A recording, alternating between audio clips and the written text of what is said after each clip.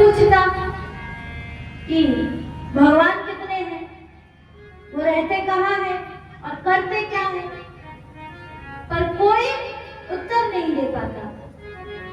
एक बार उनके राज्य में एक संत आए तो महात्मा जी से कहा कि महाराज, हमारा प्रश्न है तीन कि ईश्वर कितने हैं, रहते कहाँ हैं और करते क्या हैं।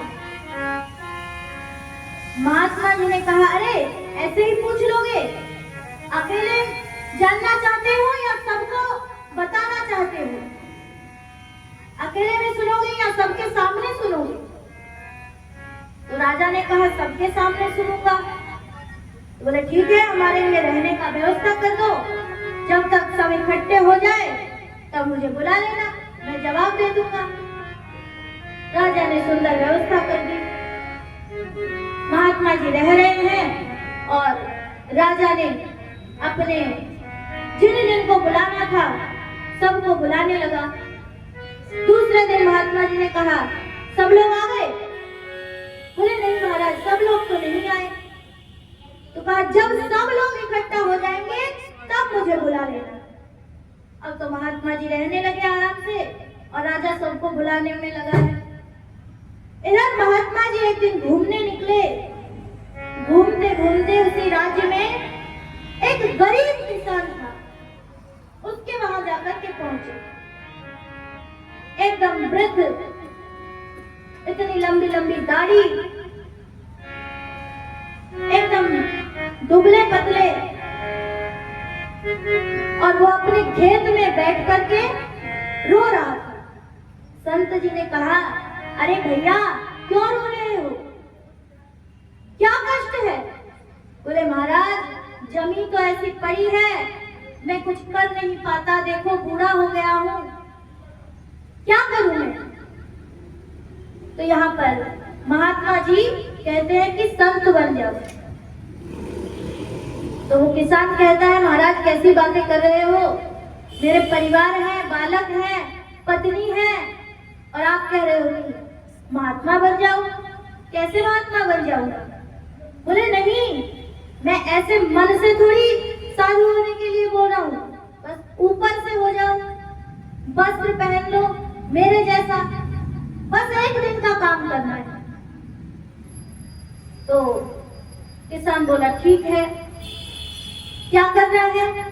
बोले सिर मोड़ लो और मैंने जो वस्त्र पहने हैं इसको धारण करो, और तुमने जो वस्त्र धारण किए हैं मुझे पहना दो, मैं पहनूंगा वो वस्त्र।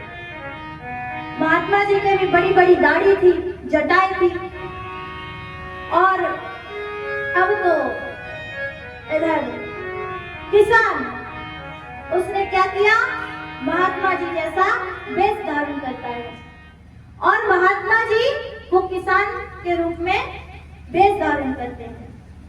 अब महात्मा जी ने किसान से कहा, तुम्हें राज दरबार में चलना है, और वो एकदम से कांप गया सुनते ही कि राजा के सामने जाऊंगा, मुझे दंड ना दे दे। महात्मा जी ने कहा कि नहीं, राजा तुमसे ऐसे ऐसे प्रश्न करेंगे, तुम कहना कि ये मेरा चेला ही जवाब दे देगा, बस इतना कहना। बोले ठीक है। अब इधर पहुंचे राजसभा में, राजा ने कहा कि महाराज सब लोग एकत्रित हो गए हैं, अब आप बताइए ईश्वर कितने हैं, रहते कहाँ हैं और करते क्या हैं। तो यहाँ पर वो जो किसान था, जो संत के रूप में था, उसने कहा ये जवाब तो मेरा चेला दे देगा। तो यहाँ पर राजा ने कहा ठीक है, चाहे चेला कहे चाहे गुरु कहे, प्रश्न का उत्तर मिलना चाहिए, तो बताइए। बोले ऐसे नहीं, तुम मणि लेकर के आओ, एक थाली मणि ला मांगा, तो थाली भरकर मणि लेकर के आए। राजा से कहा कि अब गिनो। राजा गिनने लगा, एक मणि उठाई, मणि उठा करके बोला एक। तो महात्मा जी ने कहा हाँ ठीक है। दूसरी उठाई, उड़ा करके बोला दो। महात्मा जी ने कहा कहाँ दो? किसान के रूप में महात्मा जी भी बोल रहे हैं, कहाँ पर दो? तुम्हारे हाथ में तो एक ही है। बोले पर महाराज ऐसे ही तो गिनती गिना जाता है, 1 2 3 4 5। बोले नहीं, तुम्हारे हाथ में कितने हैं? बोले एक ही है। ऐसे ही तीसरा जैसे ही उठाया, बोले 3। बोले कहाँ 3 है? तुम्हारे हाथ में तो एक ही है। अब तो वो बोला महाराज, ना आपने कोई गीता का श्लोक सुनाया, ना कोई रामायण की चौपाई सुनाई, इतने अच्छे ढंग से समझा दिया कि भगवान एक ही है। बाकी तो जगत के लोगों ने बनाया 1 2 3 4 5, है तो एक ही। हाथ में मणि एक ही आ रही है, बस गिन हम रहे हैं 1 2 3।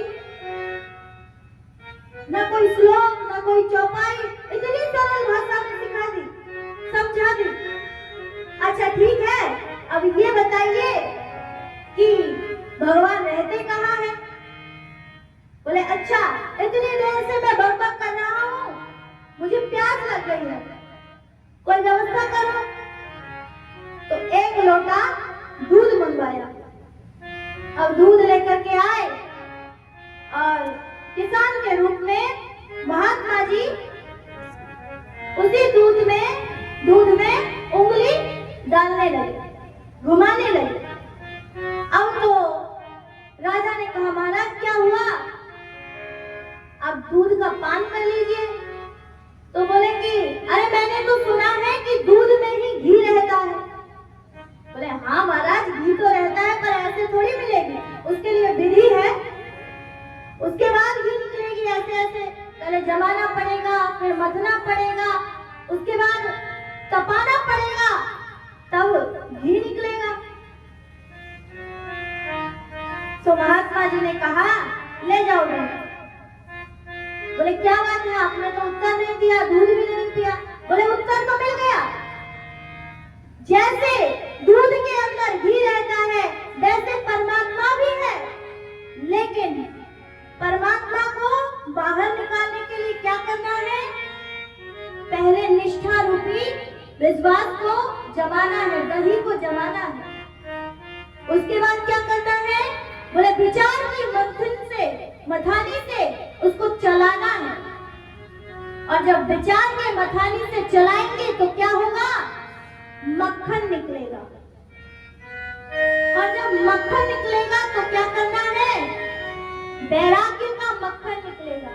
वैराग्य का जब मक्खन निकलेगा तो उसे तपस्या की अग्नि में तपना पड़ेगा, तब भगवान प्रकट हो जाएंगे। अब तो राजा एकदम से आश्चर्यचकित हो गया कि इतनी सरल भाषा में ये किसान सब कुछ बता दे रहा है। महात्मा जी को तो बताना भी नहीं पड़ा। अब तो यहाँ पर किसान बोला आपकी तो दाद देनी पड़ेगी, बस तीसरे प्रश्न का और उत्तर दे दीजिए कि भगवान करते क्या है। अब बोले कि तुम इतने देर से प्रश्न पूछ रहे हो और जवाब मैं दे रहा हूं, तो तुम गुरु हुए कि मैं गुरु हुआ? बोले महाराज गुरु तो आप ही हुए। तो उतरो, सिंहासन से नीचे उतरो और मुझे बिठाओ। इसका सब कुछ तो जा करके राजा ने क्या किया? बैठा दिया महात्मा जी को। कमेंट करिस ताले पता चल। अब तो यहाँ पर महात्मा जी बैठ गए। राजा ने पूछा आपने उत्तर नहीं दिया कि भगवान करते क्या है? बोले यही तो करते हैं। राजा का जमीन पे